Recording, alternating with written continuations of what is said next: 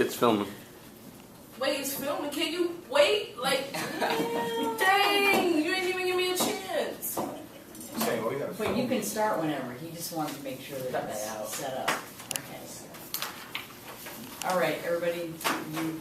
Yeah, can we turn it over though?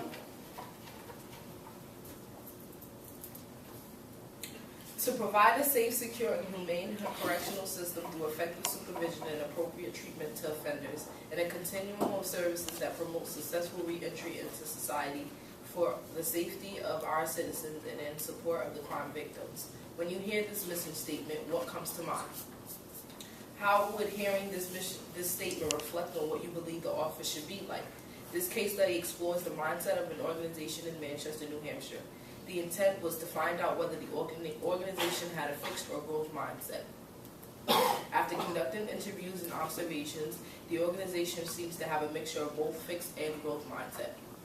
The organization in New Hampshire was opened 15 years ago by the government. They decided there needed to be an additional office for parolees who lived in the Manchester area. The office was initially run by Scott Harrington and now has grown with over 15 POs in the office. The office is filled with at least 4,500 people on probation and 1,800 people on parole. The office consists of both probation officers and substance abuse counselors. For this case study, 3 different people were interviewed who worked in an organization. 2 of the interviewees worked in a specific department in the office and the 3rd worked in another.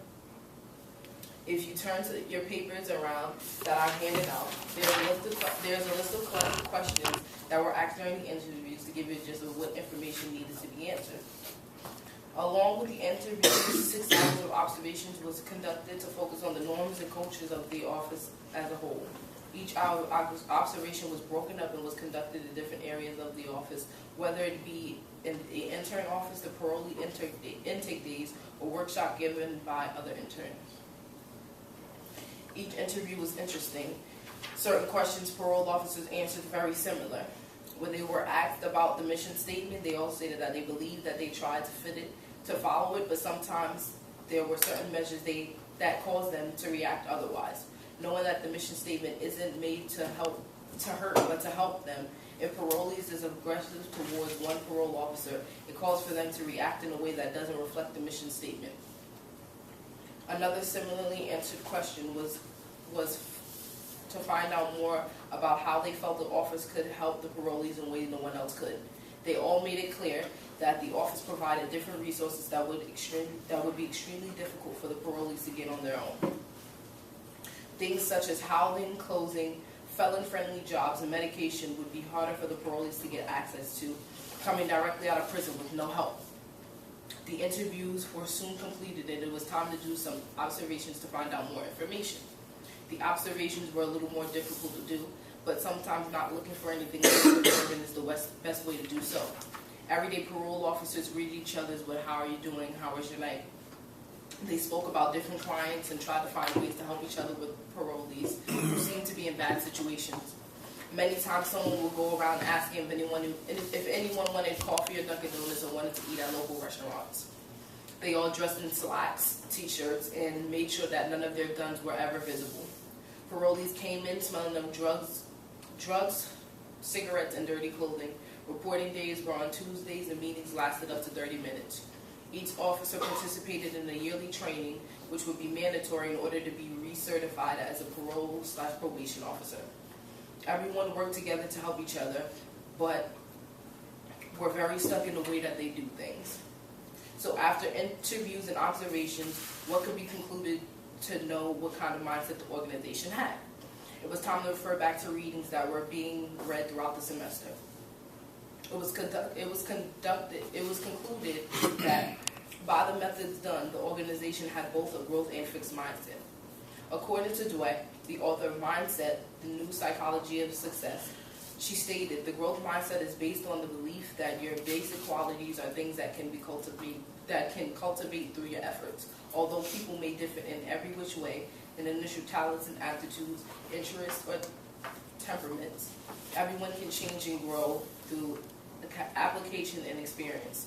So what does this definition say about the office? Think about the question, does the office look to hire or grow talent? The officer stated that they hired talent. They looked for motivational interviewers and only hired people who went through the training process. After that process, you were built for the job and got hired. But in another answer, when asked about the difficulties in the office, they replied that there was always room for officers to grow in the office.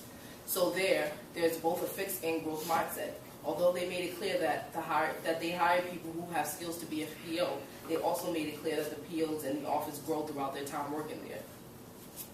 Duet said, a fixed mindset can be concerned with how you'll be judged. You as a human have certain personalities and certain moral characters that cannot be changed. It is clear that the fixed mindset is what shows throughout the hiring process.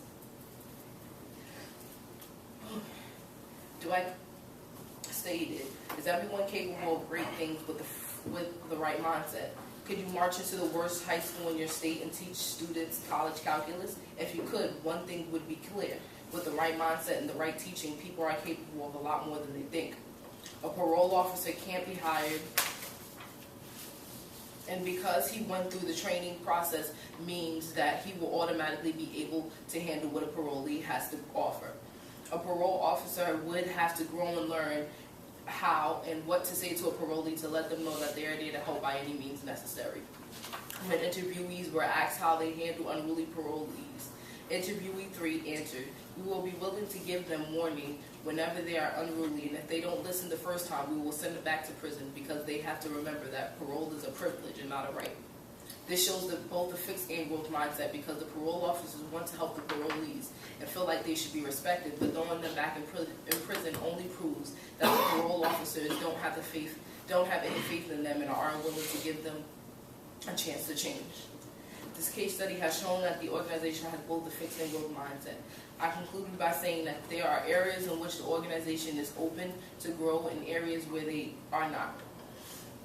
Of course, it will take a while for the organization to run on a full growth mindset basis. It's clear that the parole officers are dedicated and put a lot into their work. But they also have fixed thoughts in their minds about parolees. More interviews and observations would have to be done to find out more about why the mindset of the company is the way it is and how they can work to get to that growth mindset. Progress is a process, and they are working effectively towards it. How was that for the time requirements?